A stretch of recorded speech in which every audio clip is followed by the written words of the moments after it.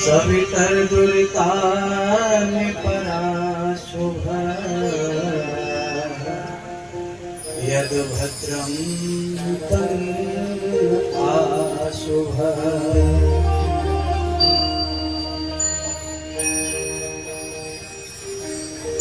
यदिष्ठितां भवानि शङ्करं देवश्रुति भगवती यथा अनन्यान्तरे रामश्च श्री सीताराम।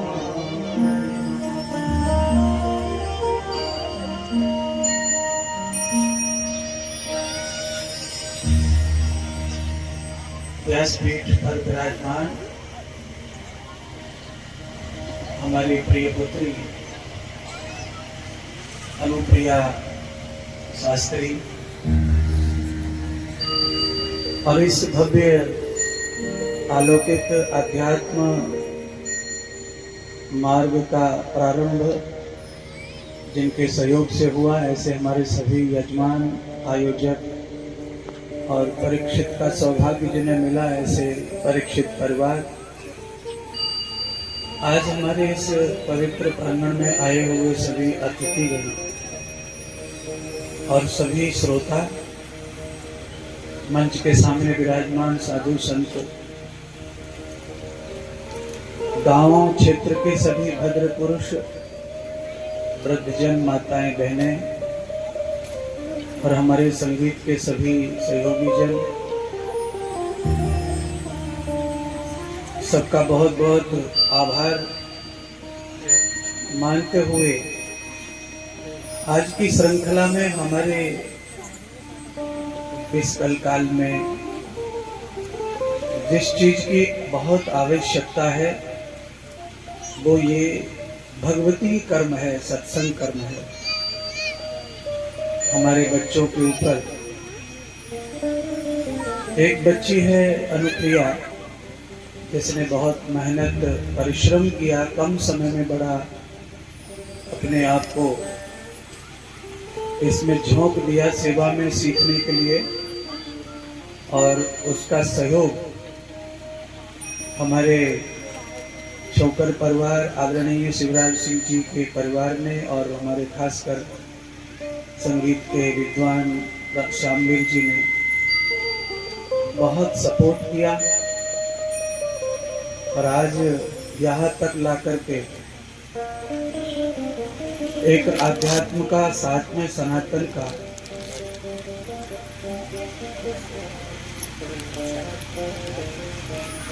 स्वरूप जो हमें चाहिए वो खड़ा किया है।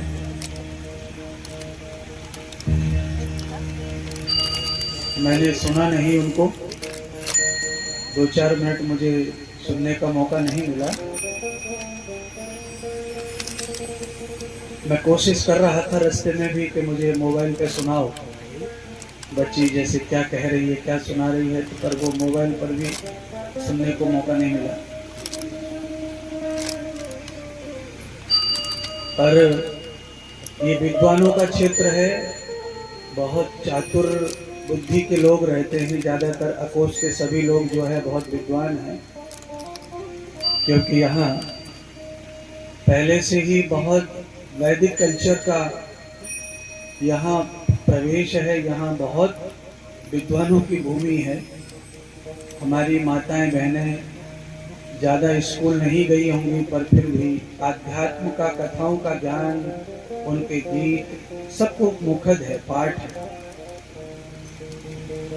यहाँ मैं पहले भी आया था, चौरंबा में कथा चल रही थी एक उनकी शास्त्री जी की, नगला संजा के शास्त्री जी थे, उनके आचार्य अनिल जी के सुपुत्र,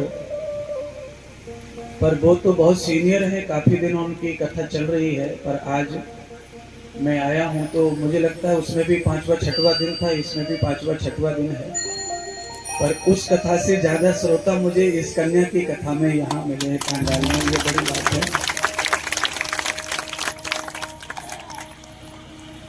उनके श्रोता इतने नहीं थे जितने यहाँ बैठे हैं। और इस श्रोताओं से या हमारे गांव के साथ कथा प्रारंभ हुई है। मैं भी नहीं था और मुझे आना था 25 तारीख को, पर अनुप्रिया का भाग्य अच्छा है कि मैं भी पहले ही आ गया वृंदावन में, तो मुझे आने का मौका मिला यहाँ। और श्यामवीर साथ में रहता है, सेवा करता है, तो अनुप्रिया को भी मेरे सानिध्य प्राप्त रहा।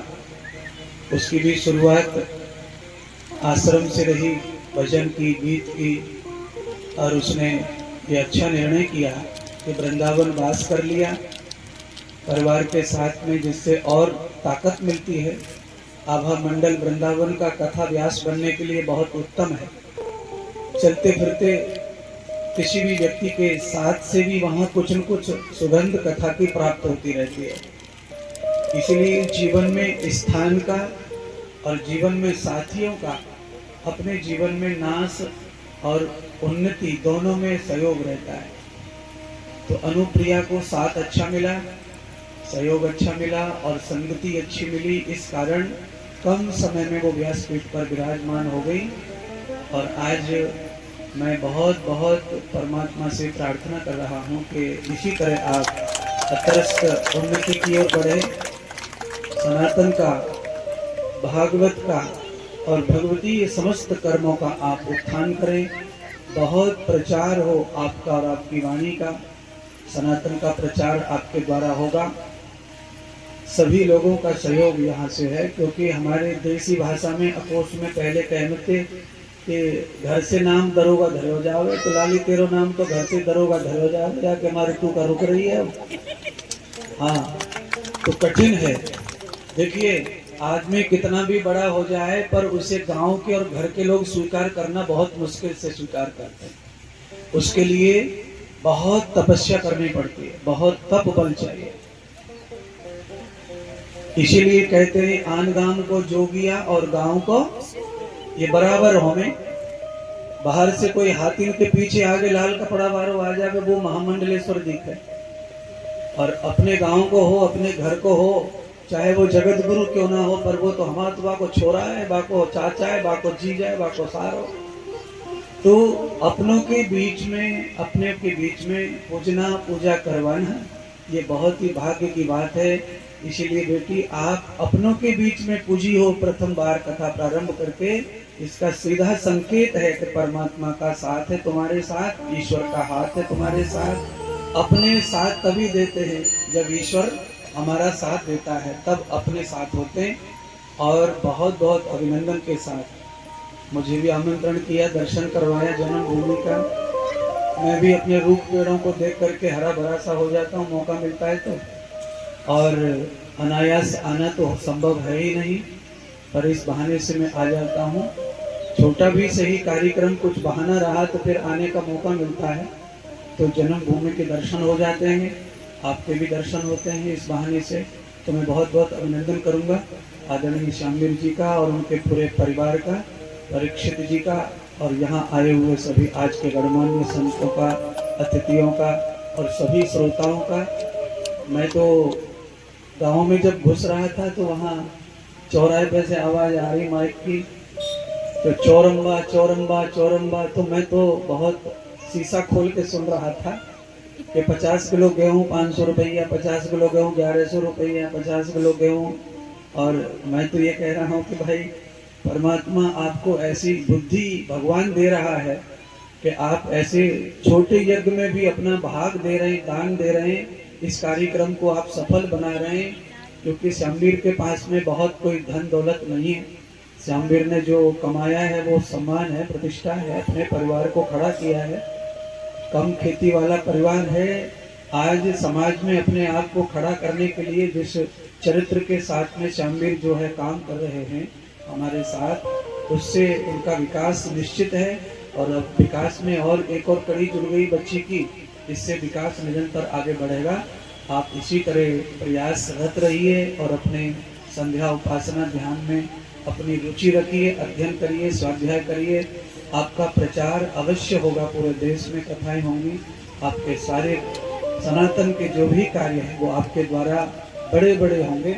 आगे चल करके, क्योंकि जहाँ से शुरुआत आपकी है ये बहुत अच्छी शुरुआत है और ऐसी शुरुआत सबको नसीब नहीं है। तो आपका यहीं से सम्मान, यहीं से पूजा प्रारंभ है। सबने आपको पूज दिया, गांव पूज देता है तो समझ लो राम पूज देता है, ऐसा मान्यता है। गांव करे सो राम करे, गांव ने कर दिया है तो राम ने ही कर दिया। अब तुम्हारा बाल बांका नहीं होगा और अच्छा पढ़ाई करते करते आगे चलते रहो। संध्या उपासना का ध्यान रखो, भजन का ध्यान रखो, स्वाध्याय निरंतर करते करते आगे बढ़ते रहो। थोड़े थोड़े से घड़ा भर जाता है, आप एक प्रखर विद्वान भी बन जाओगे। आज अच्छी तरह 5वां 6वां दिन आ गया, 2-3 घंटे रोज बोलते हो तो बहुत कुछ सीखा है। इतना बोलने के लिए ये मौका पांडाल में किसी को दिया जाए तो बड़े बड़े महानुभाव बैठे हैं, शायद ये पूरा नहीं कर पाएंगे इतने घंटे। तो आपने बोलने का अभ्यास किया, ये बहुत बड़ी कृपा है सरस्वती की। आपको मैं बहुत बहुत सत सत आशीर्वाद दूंगा, शुभकामनाएं और वाणी को विराम। बहुत बहुत आभार, धन्यवाद।